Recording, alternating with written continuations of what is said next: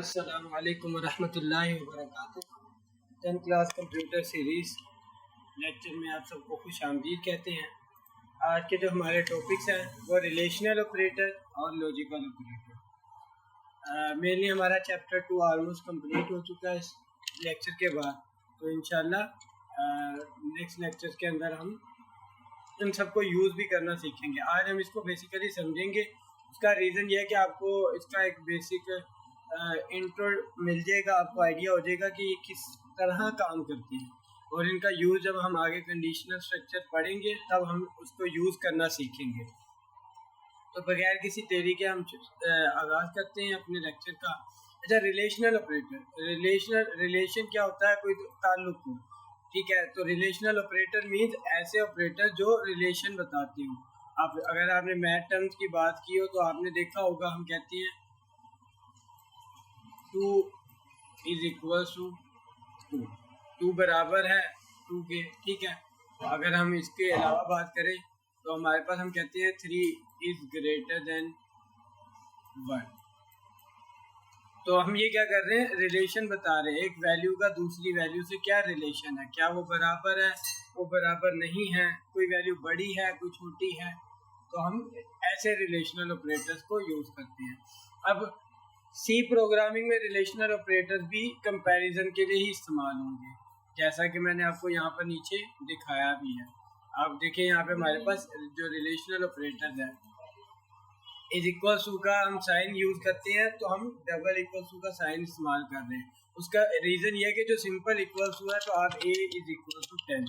अब इसका मतलब ये नहीं कि a बराबर है 10 के, सिंपल इसका मतलब क्या है कि 10 वैल्यू असाइन कर दो a को। मेमोरी में अगर मैं बात करूँ, हमारे पास अगर मैं मेमोरी की बात करूँ, ये हमारे पास मेमोरी है।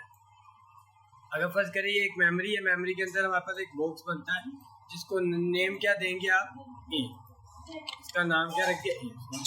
वैसे लिख देता हूँ मैं, इसका नेम रख दिया ए। अब ए वेरिएबल बन गया और मैंने कहा ए इज इक्वल टू 10। इसका मतलब है ए को वैल्यू असाइन होगी, ये क्या 10, ए के अंदर 10 स्टोर हो गया। तो ये सिंपल इसका मीनिंग था। इसका मतलब ये नहीं कि ए बराबर है 10 के, तो ये असाइनमेंट ऑपरेटर इक्वल टू का सिंबल यूज करता है। अब आप जैसे देखें ना कि हमने कहा रिजर्व वर्ड को आप वेरिएबल नेम के तौर पे भी यूज नहीं कर सकते थे, तो सिंपल हम क्या सेम साइन को दो मुख्तलिफ कामों के लिए इस्तेमाल नहीं कर सकते, उससे बहुत सारे कन्फ्लिक्ट इश्यूज आ जाते हैं। तो हमने क्या किया, जो प्रोग्रामिंग है उन्होंने रिलेशनल ऑपरेटर में इक्वल टू के साइन के लिए डबल इक्वल टू का सिंबल यूज किया। नॉट इक्वल टू आपके पास क्या होगा, सिंपल एक्सप्लेनेशन मार्क और उसके बाद इक्वल टू का साइन। ये नॉट इक्वल टू है, यानी कोई रकम दूसरी रकम के बराबर नहीं है।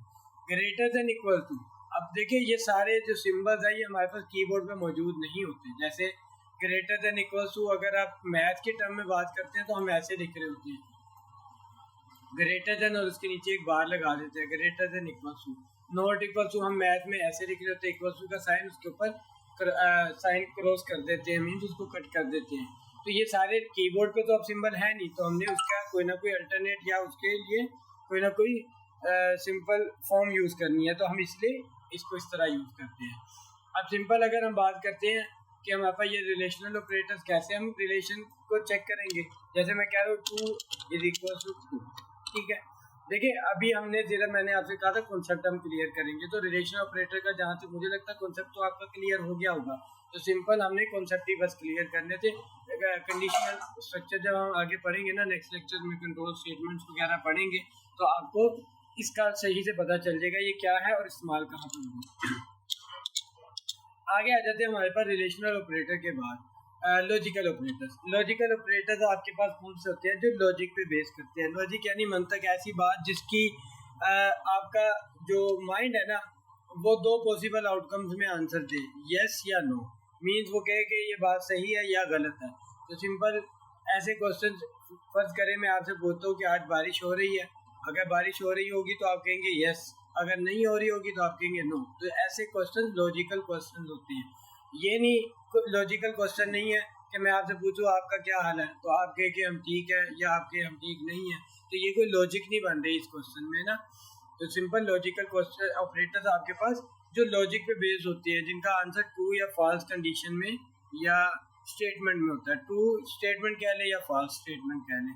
अब तीन टाइप के हम जो लॉजिकल ऑपरेटर है वो यूज कर रहे हैं इसमें, एंड और नोट। ठीक है, ज्यादा डिटेल में नहीं जा रहा, आपको बस इतना पता होना चाहिए, आप पहले भी 9th क्लास में कंप्यूटर में पढ़ चुके हैं डिटेल में एंड और नोट क्या होते हैं।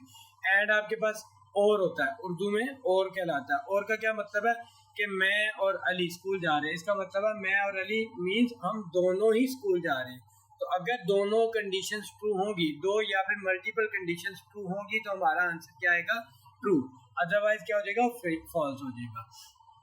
और की कंडीशन क्या होती है, और का मतलब होता है या से मुराद है कि कोई एक की भी बात हो सकती है, दोनों की भी बात हो सकती है। मैं कहूँ मैं या अली स्कूल जा रहे हैं, मीन्स मैं या फिर अली स्कूल जा रहे हैं। हम में से कोई एक जा रहा है, या अली जा रहा है या मैं जा रहा हूँ, या हो सकता है दोनों जा रहे हो।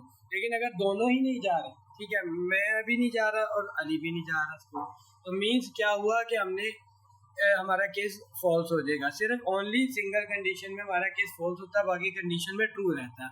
नोट हमारे पास सिंपल एक इनवर्स केस होता है, मीन इनवर्स केस से मुराद है आपकी जो ट्रू वैल्यू होगी उसको फॉल्स कर देगा, फॉल्स होगी उसको ट्रू कर देगा।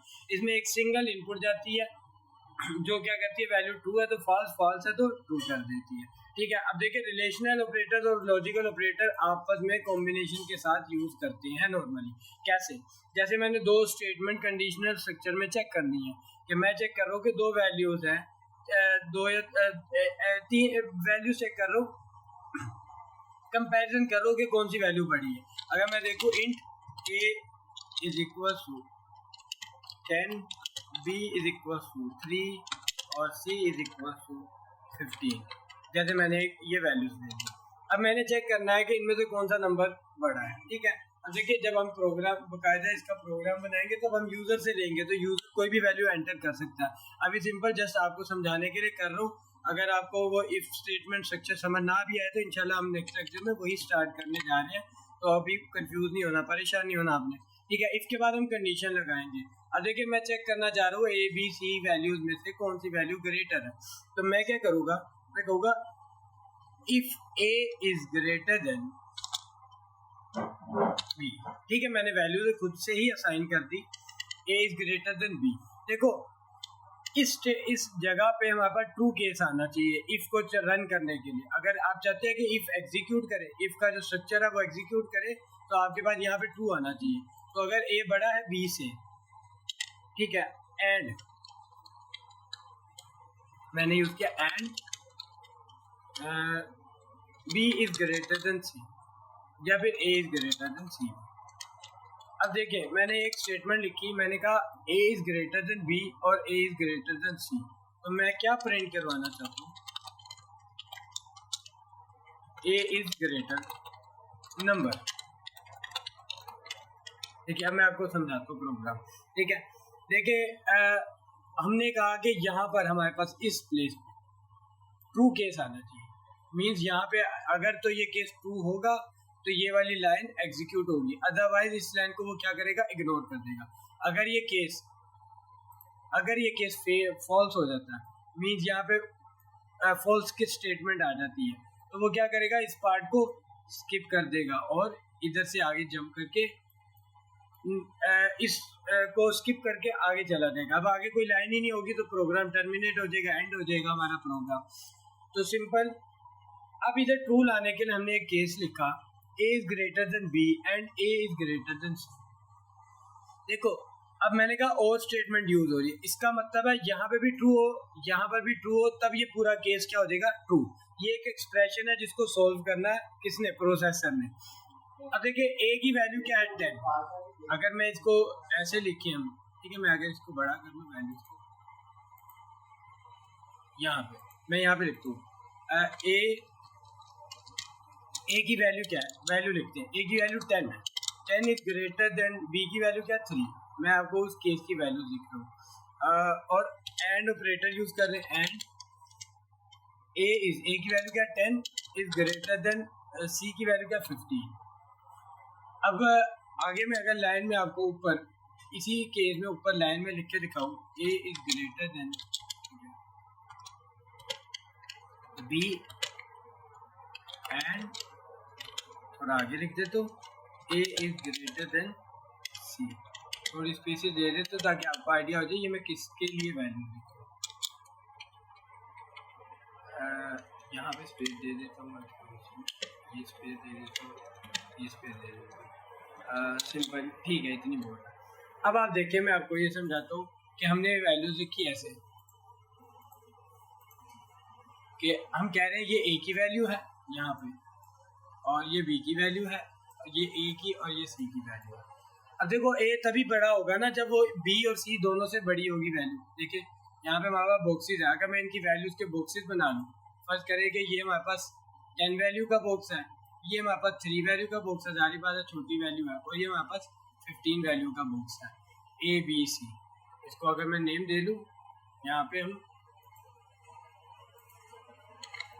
ए, इसको हम बी, इसको हम सी, इसकी वैल्यू हम रख देते हैं 15, इसकी वैल्यू हम रख देते हैं 3, इसकी वैल्यू हम रख देते हैं, यहाँ पर लिख देता हूँ 10। एक मैं सी को सी बी की वैल्यू ना सही इधर लिख देता हूँ, चले इसको मैं रेज कर देता हूँ, सॉरी। अच्छा आप देखिए ए बी सी मैंने उनकी ना वैल्यूज के हिसाब से बॉक्सेस का साइज बना दिया। अब मुझे ये बताया कि आपको कौन सी वैल्यू कैपिटल लग रही है। सिंपल सी वैल्यू आपको कैपिटल लग रही है, सबसे ज़्यादा ग्रेटर वैल्यू है ना, सर कैपिटल बोली जा रही है, ग्रेटर वैल्यू, बड़ी वैल्यू सी लग रही है। अब देखो जारी बात हमें पता है सी वैल्यू बड़ी है, कैपिटल है, लेकिन हमने यहाँ पे स्टेटमेंट में चेक करना है कि क्या ए की वैल्यू कैपिटल होगी।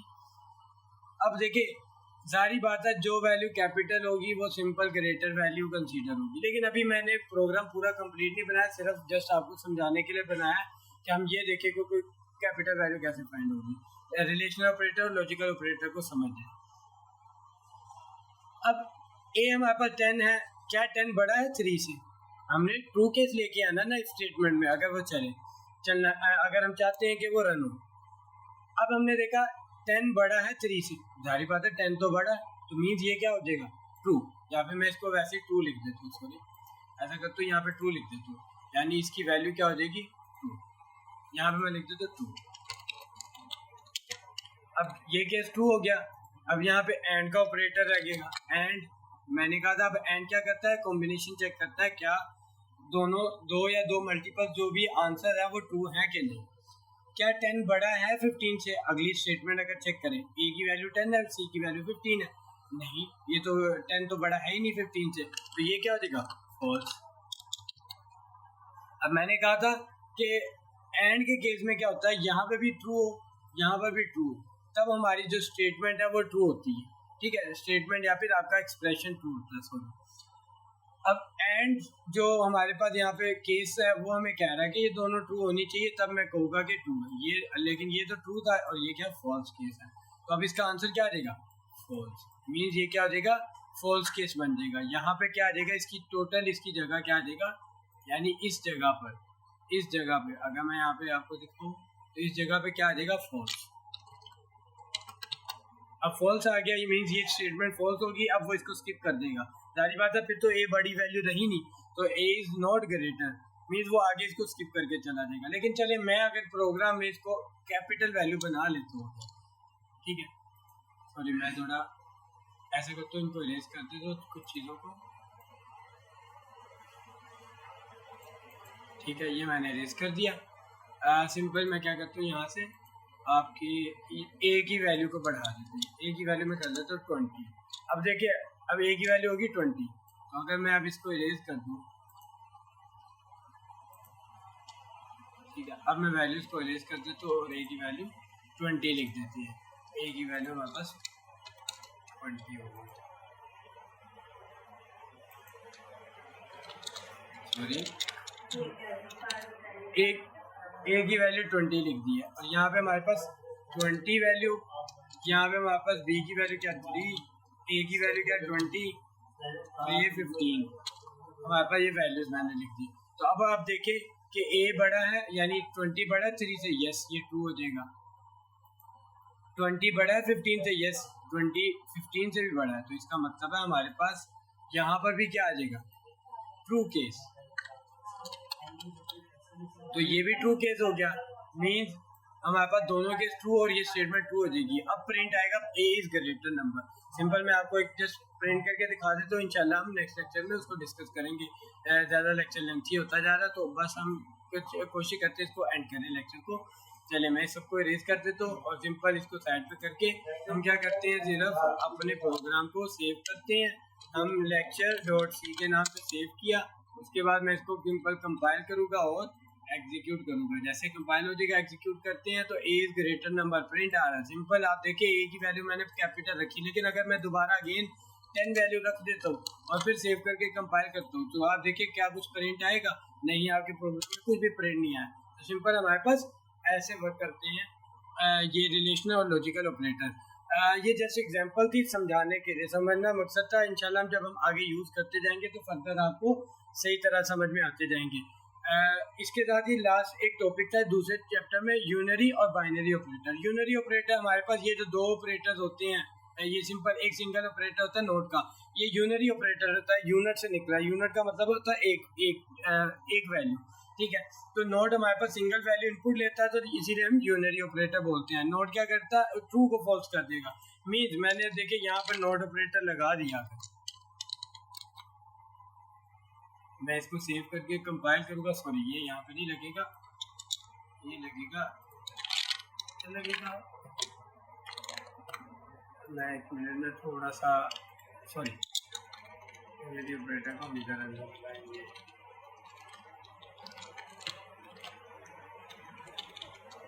यहाँ पे रहने देते, मैं यहाँ भी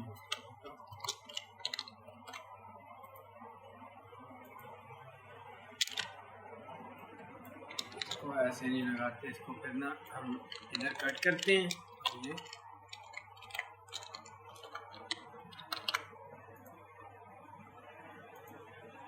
आप ये देखिए कि हमारे पास यूनरी ऑपरेटर नोट को लगाया, सॉरी हमने, तो हमारे पास क्या आ रहा है, ए इज ग्रेटर। क्यों, रीजन क्या है, ए की वैल्यू तो छोटी है और ये हमारे पास ए इज ग्रेटर वैल्यू आ रही है।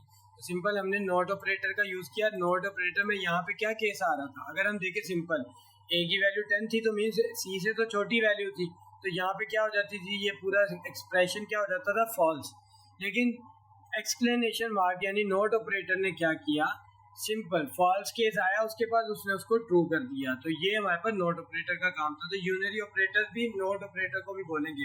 और आगे binary operator, binary operator bi का मतलब होता है दो, यानी जिसके अंदर दो वैल्यूज हो, ठीक है, ट्रू या फॉल्स केस। अब नोट आपको रिटर्न कर रहा है, ओनली ट्रू है तो वो फॉल्स केस रिटर्न कर रहा है, फॉल्स है तो ट्रू केस रिटर्न कर रहा है। लेकिन नोट ऑपरेटर में हमारे पास जो लॉजिकल ऑपरेटर एंड और होते हैं, वो बाइनरी ऑपरेटर होते हैं, उनके ऊपर दो या मल्टीपल इनपुट्स जा सकती हैं, ठीक है। तो हम इसीलिए उसको बाइनरी ऑपरेटर बुलाते हैं। सिंपल ये आज का लेक्चर था, उम्मीद है आप सबको समझ में आई होगी। हमारे 2 चैप्टर्स कंप्लीट हुए जाते हैं। मैं कोशिश करूँगा, हो सकता है मैं भी थोड़ी लेंथी वीडियोस बनाऊँ, तो काइंडली उस पर, लेकिन उसमें टॉपिक ज़्यादा क्लियर करेंगे, ठीक है। ये आपने सिंपल याद रखना है कि हम टॉपिक्स थोड़े ज़्यादा क्लियर करेंगे ताकि जल्दी से कोर्स कंप्लीट हो। तो इंशाल्लाह हम दूसरी क्लासेस और दूसरे कोर्सेज को भी कंटिन्यू अपना स्टार्टअप करेंगे इंशाल्लाह। ओके, ख्याल रखिएगा। वीडियो पसंद आए तो लाइक शेयर करें और चैनल को ज़रूर सब्सक्राइब करें। अल्लाह हाफिज़।